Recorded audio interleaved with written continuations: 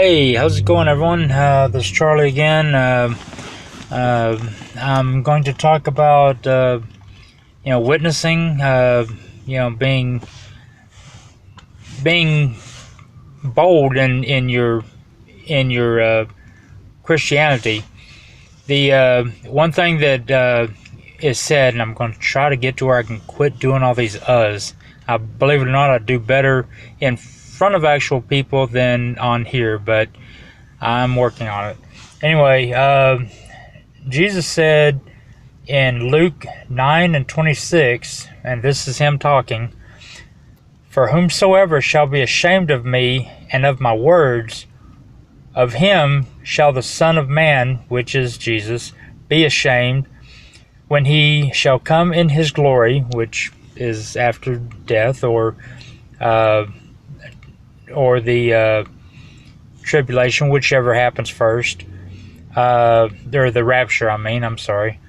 In his glory, and in his Father's, which is God, and of the holy angels. So if you are not bold enough to go out and share the wonderful message of Christ, he gives us a eternal opportunity to be in his presence forever. The other option is not really anything that anyone would ever want to do. I wouldn't think. You always hear people, "Oh, if I go to hell, at least I'll be there with all my friends." You're not even going to be worried about that. You're going to be in, eternal pain and torture and anguish, but that's neither here nor there.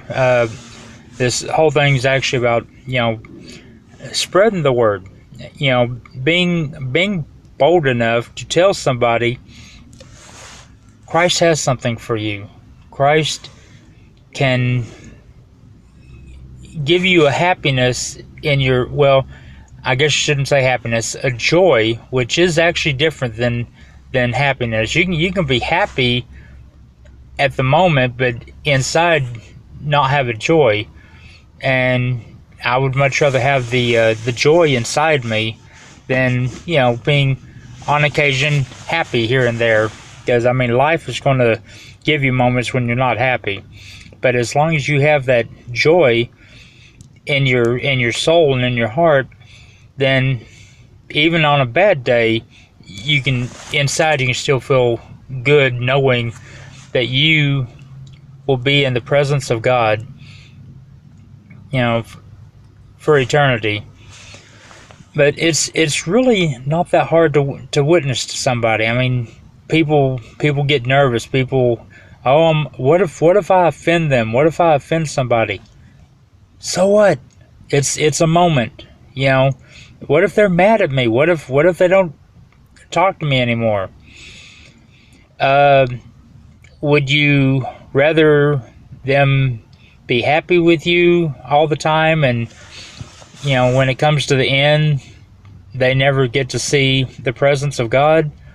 Or make someone mad for their benefit, to let them know there is something better for you, and you can be happy, and you can have this eternal joy. I would much rather do that. And I will admit, I have moments that I don't do. I'm still human. I have my moments. There have been times that I've passed opportunities like that, and after I've done that and the opportunity is gone, I felt inside here as like it, the Holy Spirit is telling me you missed your opportunity, and that is not comforting at all. That is not anything that you want to feel. It's worse than, I don't even know how to describe it. You just feel that you've hurt God in such a way that you're like, man, I've got to do better. I can't do that again. But everyone has their moments. But I've, like, yesterday when we ate after church, Joy had to go on to work, so she had already left. There was a young mother and her baby there, and I'd say she was probably a toddler, probably just a little bit past walking age, starting out. But so David was sitting there offering the baby, chips or whatever, or maybe some queso, and she's like, well, she can't eat anything like that. She can't do anything that's dairy. Her body won't process it. And so in doing that, I said, well, do you mind if I pray for your daughter? No, not at all. Go ahead. And I mean, that right there, that's step one.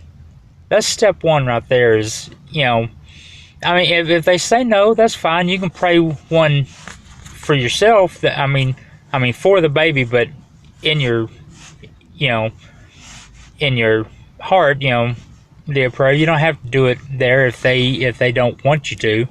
But she was willing to do that. She had no problem with that. So I sat there and prayed, for the baby to be released from this problem.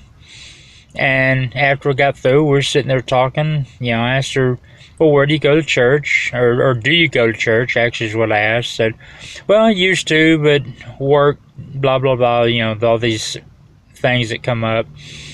I said, well, are you working on Sundays? Well, no, now I'm doing something else on Monday through Friday. I said, well, it sounds like you've got an opportunity to do it again. Yeah, blah, blah. I said, well, I'll tell you what. I said, our church is over here in Lucas, Resonate Life Church. Feel free to come in there sometime and, look for me or, whichever. But we're more than happy to, be there and welcome you and all that. And we finished, and she's, I'll have to do that. And I mean, it doesn't work that way every time. Sometimes someone's like, no, I don't want it, blah, blah, blah. You've done what you are supposed to do. You're supposed to at least try to plant the seed, or you've planted the seed, and it's you've done your job. You won't have that against you. I would much rather take the opportunity of doing like that, and someone may get upset. Okay, someone gets upset. That's a big deal. But you've had your opportunity. You've done what you're supposed to do. It's not that hard, people. It's really not. There are people in other nations that Christianity is strictly forbidden, but they do it anyway. They're doing it anyway because they have this joy because of their relationship with Christ. And that's one thing with being a Christian. It's not a religion. It's an absolute relationship. There is a difference. When you do something wrong and you feel like you've done something wrong, that's because the Holy Spirit is letting you know, hey, that wasn't what you were supposed to do. You feel it inside. I will bet that all these religions, they don't feel anything like that when they do something wrong. It's not a big deal to them. There is, possibly they may still feel it because the Holy Spirit,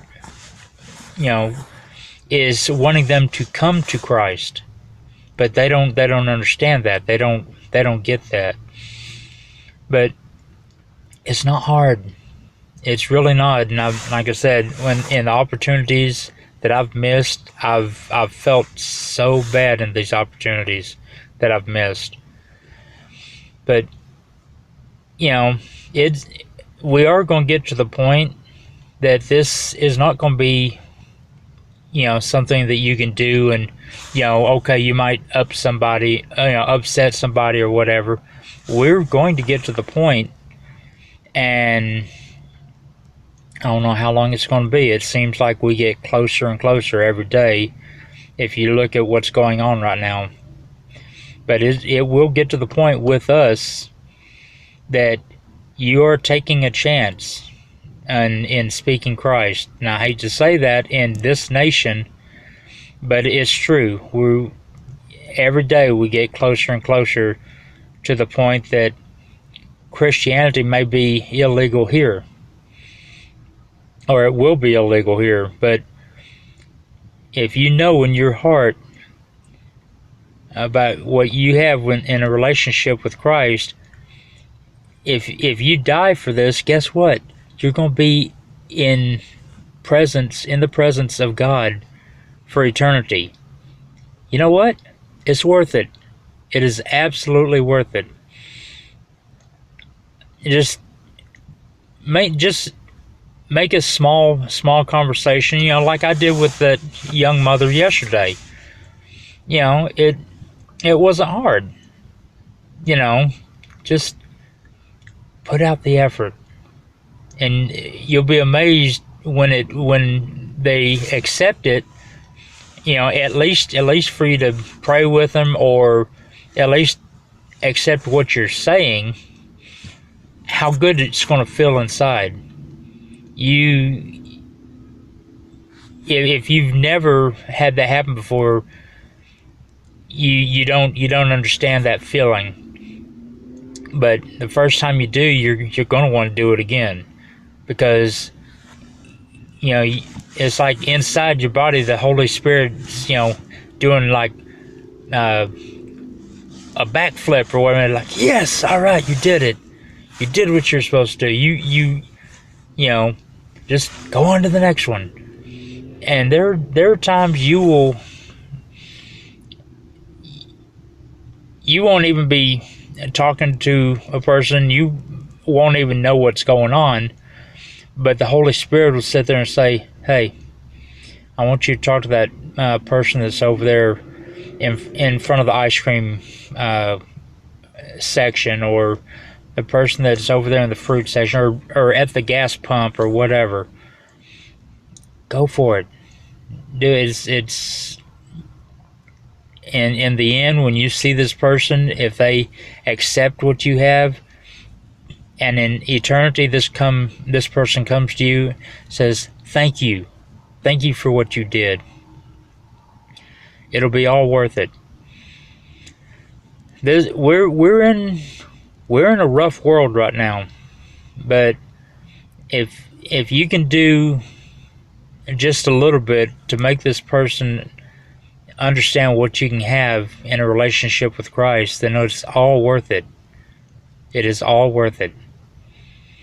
Now, this about the end of this. This is my first time that I've actually done it on YouTube, on live, so I'm hoping to have some responses from this. If you've seen this, just drop a message on to me.